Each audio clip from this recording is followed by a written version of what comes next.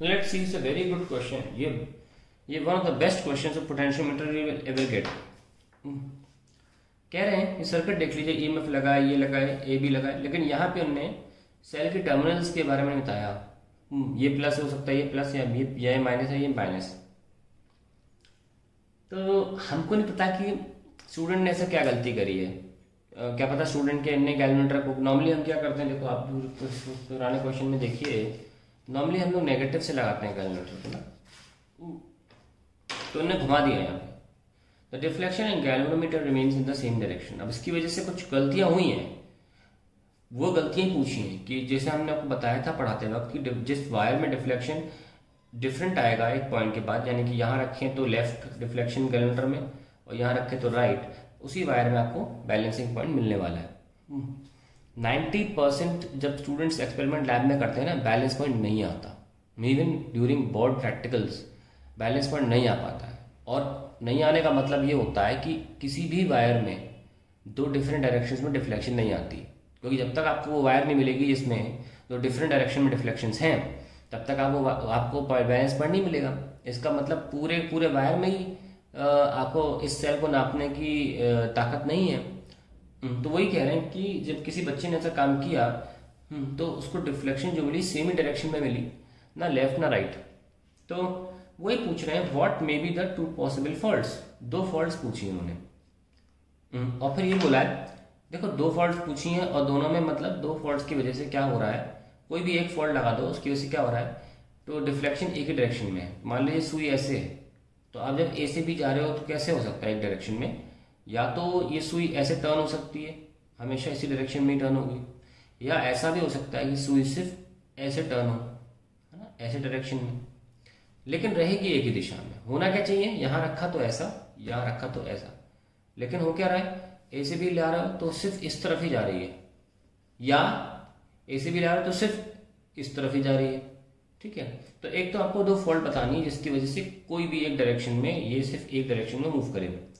अब वो कह रहे हैं अगर डिफ्लेक्शन यहां से यहां जाने में बढ़ता है ऐसे,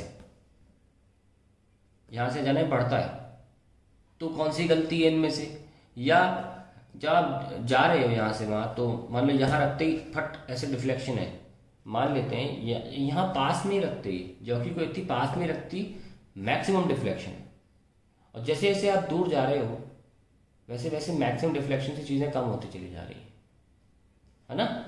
क्या कहने का मतलब है मेरा, अगर आपने वायर बिल्कुल कोने में रखा पहले, तो रखते ही हाईएस्ट डिफ्लेक्शन पे है.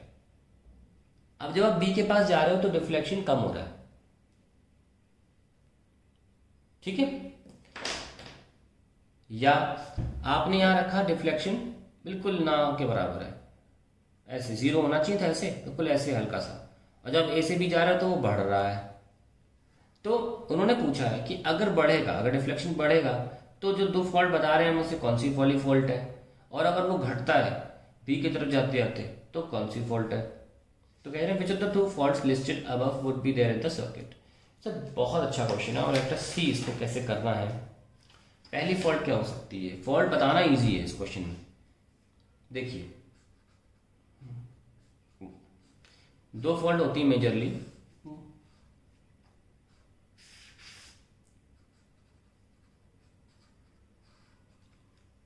ये ई है और ये ई डैश.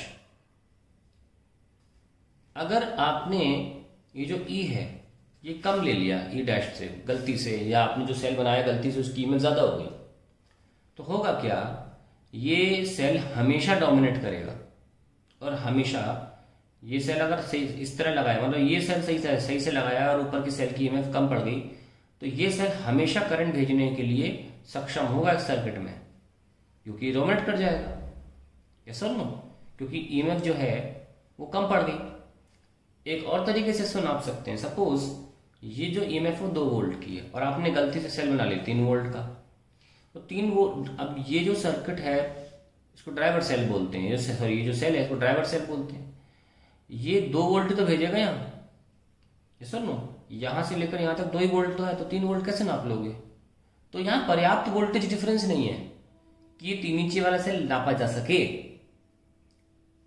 ठीक है, तो हम इसको इस तरीके से अंग्रेजी में लेकिन बोलते नहीं है, अंग्रेजी में बोलते कुछ और है। क्या बोलते हैं?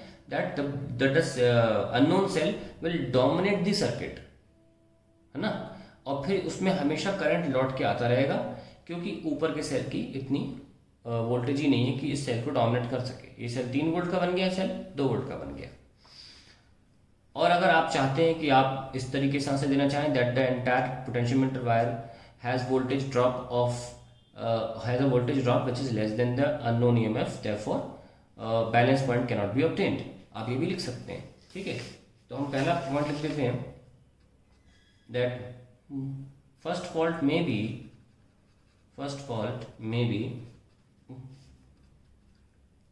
E less than E dash. In that case,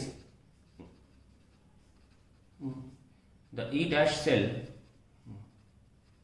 will dominate the circuit, and current would flow in anti-clockwise sense in secondary circuit. Secondary बताते हैं ये होता है circuit, and one will never get a null point. And अब क्योंकि सिर्फ एक ही direction में मूव करेगा ना, and the deflection will always be in one direction, एक ही डायरेक्शन डिफ्लेक्शन होगी। अब कहानी थी दूसरी गलती की। दूसरी गलती क्या हो सकती है? अगर हमारे जो सर्किट, इसको दोबारा बना लेता हूं मैं। अगर आपने गैल्वेनोमीटर बड़े एंड से लगा दिया, बड़े एंड से, तो देखिए जब यहाँ से करंट आता है तो ये वाला सेल भी यहाँ से करंट भेजता था। दोनों एक दूसरे को डोमिनेट करने के लिए बढ़ते थे आगे। अगर दोनों बराबर हो जाते थे तो फिर यहाँ पे 0 मिल जाता था हमको। लेकिन अब प्रॉब्लम क्या है कि लगाने वाले ने टर्मिनल यहाँ लगा दिया, तो हमेशा ही ऐसे करंट जाएगा, हमेशा ही करंट जाएगा इस तरीके से। पहली बार में ही करंट गैल्वेनोमीटर में चला जाएगा और गैल्वेनोमीटर हमेशा डिफ्लेक्ट होता रहेगा।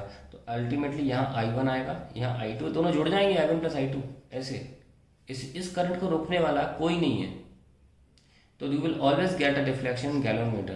तो दूसरी गलती ये हो सकती है, इफ यू कनेक्ट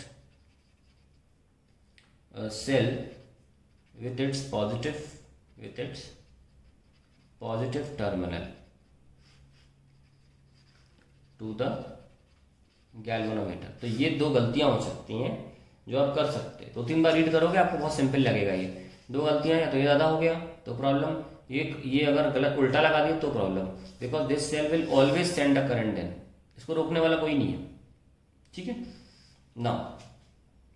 अब जो अगला पार्ट है जो हमें डिफ्लेक्शन बताना है, वो एक्चुअली हमें और भी चीज़ों को क्लियर करेगा।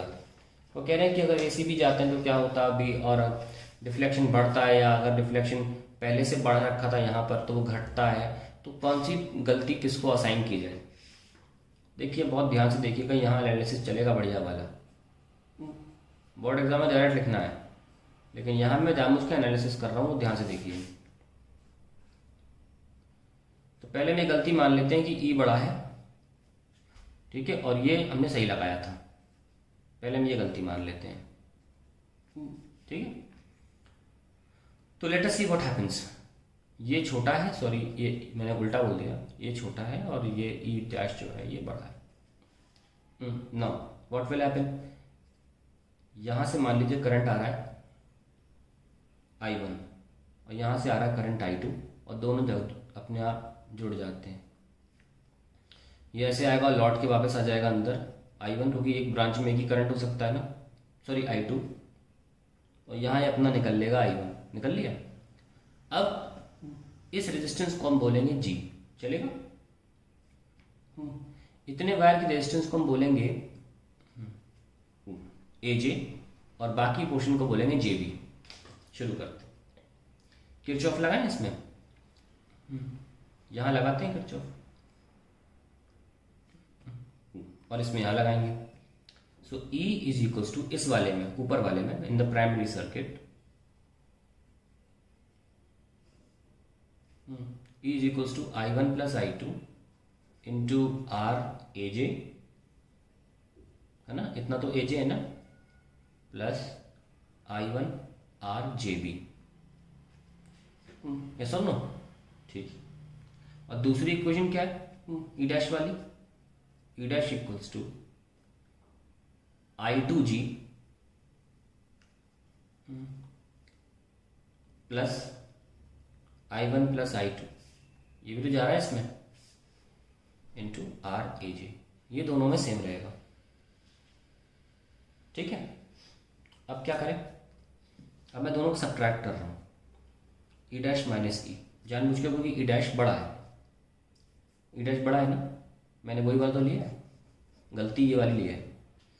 अगर ऐसा करते हैं तो यहाँ माइनस आ जाएगा ना, सब सब्ट्रैक्ट करते हैं तो ये दो कैंसिल हो जाएंगे, और अल्टीमेटली क्या बचेगा, I2G minus I1 R JB। Okay, अब क्या करें, हमारा जो डिफ्लेक्शन है गैल्वेनोमीटर में वो तो I2 से आता है ना, तो I2 को हम निकाल लेते हैं, E dash minus E plus I1 R JB is equals to I2G। Okay, now I2G, I2 क्या आ जाएगा, E dash minus E plus I1 R JB upon G। अब ध्यान से देखना, बहुत ध्यान से, हम मानते हैं कि हमने जो गलती की है वो ये है कि नीचे वाला सेल E डैश E से बड़ा है, तो ये टर्म क्या हो गया, पॉजिटिव। और ये G रेजिस्टेंस है, तो पॉजिटिव ही रहती है हमेशा, यस और नो, तो नीचे से डेल्टा E लिख लो इसको, जो पॉजिटिव टर्म है, डिवाइड बाई G।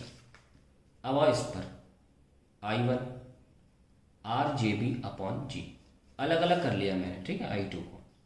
ये पूरा का पूरा एक पॉजिटिव टर्म है, इसको आप कांस्टेंट भी लिख सकते हो, क्योंकि ये बदलने वाला नहीं है। E डैश आपने चुना, E आपने चुना, उनका डिफरेंस कांस्टेंट, गैल्वेनोमीटर की रेजिस्टेंस भी कांस्टेंट, तो इसको आप ओवरऑल लिख लो K, एक कांस्टेंट लिख लिया।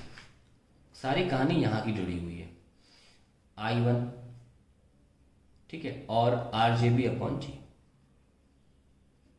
अब ध्यान से देखना, अगर तुम अपने जॉकी को राइट में लेकर जाते हो, अगर जॉकी को राइट में लेकर जाते हो तो क्या होगा, ये JB रेजिस्टेंस जो है घट रही है ना, घट रही कि नहीं घट रही। अगर जॉकी को तुम राइट में लेकर जाते हो तो ये JB लेंथ जो है कम हो रही है, और AJ लेंथ बढ़ रही है, लेकिन हमारे यहाँ पे तो सिर्फ JB लेंथ मेंशन है। So when we move towards right with jockey, ये लेंथ JB जो है घट रही है, तो इसकी वजह से RJB क्या घटेगा, तो करंट क्या होगा, घटेगा। तो करंट घटेगा तो यहाँ पे डिफ्लेक्शन क्या होगा, डिक्रीज की increase, decrease. That is how you prove it. यहाँ लिख लेते हैं कि यहीं से कंटिन्यू करके, when we move towards right,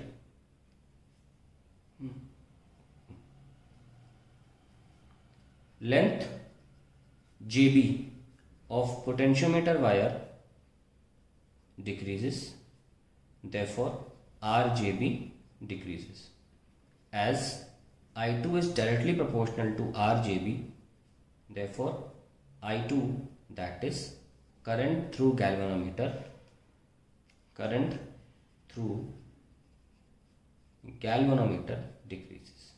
तो ये कौन सी गलती है, जब डिफ्लेक्शन दूसरा वाला less than that at the end A, यहाँ पे डिफ्लेक्शन ज़्यादा था, और जब दूर गए तो जब मान लो यहीं पे ज़्यादा था करंट डिफ्लेक्शन, और जैसे जैसे हम आगे बढ़ रहे हैं डिफ्लेक्शन कम हो रहा है।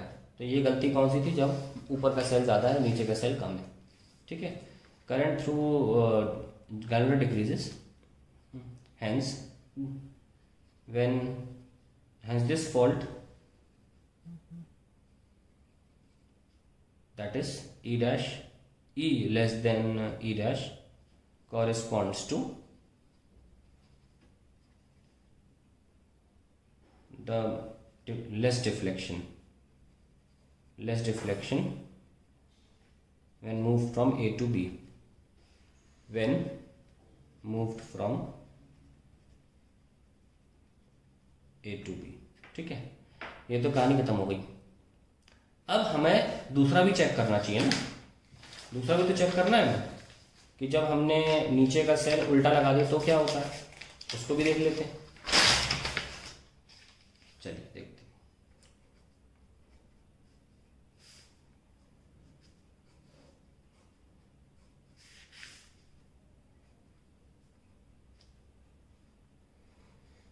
हमने क्या किया, ये उल्टा लगा दिया प्लस ये माइनस, तो होगा क्या, इस तरफ करंट जाएगा, इसको हम I2 बोल लेते हैं जो वैल्यूमीटर में जा रहा है, ठीक है। और अब जैसे कि यहाँ पे I2 है और ये अंदर से I1 आ रहा है, ध्यान से देखना, ये तो I2 है ना, तो अगर I2 यहाँ लिख सकते हो तो यहाँ भी तो लिख सकते हो, तो यहाँ क्या जाएगा I1 माइनस I2, क्योंकि I1 में से I2 एक तरह से यहाँ निकल गया, तो यहाँ क्या बचा I1 माइनस I2, और यहाँ वापस क्या आ जाना चाहिए, I1 आ जाना चाहिए, क्योंकि एक वायर में तो सेमी करंट रहेगा ना, यहाँ से लेकर यहाँ तक तो सेमी करंट रहना चाहिए। फिर से वही नाम लिख लेते हैं AJNB। आइए प्राइमरी सर्किट के लिए डायग्राम इक्वेशन बनाते हैं। प्राइमरी सर्किट, ये E है और ये E डैश है। E equals to I1 minus I2 into RAJ plus I1 RJB। हो गई प्राइमरी सर्किट की इक्वेशन। अब सेकेंडरी सर्किट की निकल लेते हैं। E dash is equals to I2G। सबसे पहले तो I2G से वाकई मिलता है तो I2G लिखेंगे, है ना, और फिर यहाँ जाता है उल्टा प्लस, ये जो करंट है ये उल्टा आ रहा है, तो हमारा जो एरो है उसके नेगेटिव है, तो माइनस ले लेते हैं I1 minus I2 into RAJ। तो हमने इस सर्किट में देखो कैसे करंट मूव कर रहा है, एंटी क्लॉकवाइज, और यहाँ पे करंट तो ऐसे आ रहा था, तो हमने जो करंट मूव करा एंटी क्लॉकवाइज, जैसे कि मैं KVL लगाना सिखाया था आपको कि आपके डायरेक्शन के मुताबिक अगर करंट ना जाए तो आप उसको नेगेटिव ले लेते हैं, तो नेगेटिव ले भी लिया। अब क्या करो, सिंपली इनको ऐड कर दो अब, क्योंकि इनका कम ज़्यादा का प्रॉब्लम नहीं है, हमें इनका कम ज़्यादा से इशू नहीं है अब, क्योंकि अब ये सही बात है कि E बड़ा है, अभी ये वाली प्रॉब्लम नहीं है, ठीक है। तो इनको ऐड कर लीजिए आप, E प्लस E डैश, ऐसे में ये कैंसिल हो जाएंगे, बचेगा क्या I2G प्लस I1 RJB, हो गया। अब ये हम इसको एक सिंगल E मान लेते हैं, और सवाल ही नहीं उठता कि ये नेगेटिव टर्म हो जाए, है ना, इसको मान लेते हैं चलो X, क्योंकि कोई मतलब ही नहीं है कि दो पॉजिटिव टर्म जोड़ के नेगेटिव आ जाए। Minus I1 RJB is equals to I2G, तो भाई I2 क्या हो गया X upon G minus I1 RJB upon G, ये आपका I2 निकाल दिया मैंने। अब देखो ये टर्म तो क्या हो गया कांस्टेंट, क्योंकि वो भी कांस्टेंट ये भी constant, K minus I1 by G RJB। अब नोटिस करिए इस बार आपका I2 जो है वो फिर से RJB पे डिपेंड तो कर रहा है, पर ये माइनस साइन आ गया, तो क्या हो रहा है कि जब आपका ये JB घटता है, JB घटता है, जैसे आप राइट साइड पे आते हो तो JB लेंथ घट रही है, यस और नो, तो ये RJB भी क्या हो रहा है, घट रहा है, जिसकी वजह से टर्म पूरा का पूरा डिक्रीज हो रहा है। पर क्योंकि ये माइनस है तो ये डिक्रीज इन टर्म, जो नेगेटिव टर्म है अगर कम होगा तो ओवरऑल आंसर क्या आएगा, बढ़ेगा, सो I2 इंक्रीजेस, और दैट इज वाई ये वाली जो फॉल्ट है उसमें डिफ्लेक्शन बढ़ेगी। तो मैं लिख लेता हूं उसको, I2 equals to K minus I1 RJB upon G when jockey moves towards right, jockey moves towards right, RJB decreases, yes or no, and the entire term I1 RJB upon G ये क्या होगा, decrease होगा, and hence I2 increases, क्योंकि ultimately ये decrease किया जा रहा है I2 की वैल्यू में से। Therefore in this case the current increases through galvanometer as we move towards right and the deflection goes on to increase. तो आप बस एक बात का ध्यान रखिएगा कि दोनों के रिजल्ट किस तरीके से आए थे, है ना। यहाँ पे रिजल्ट कैसे आया था, वहाँ पे रिजल्ट कैसे आया था, बहुत ध्यान से देखिएगा इनको।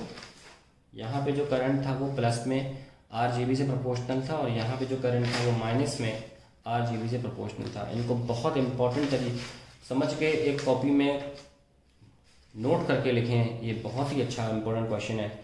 ये क्वेश्चन आया भी है बोर्ड एग्जाम में सन 2000 नहीं रहा अभी,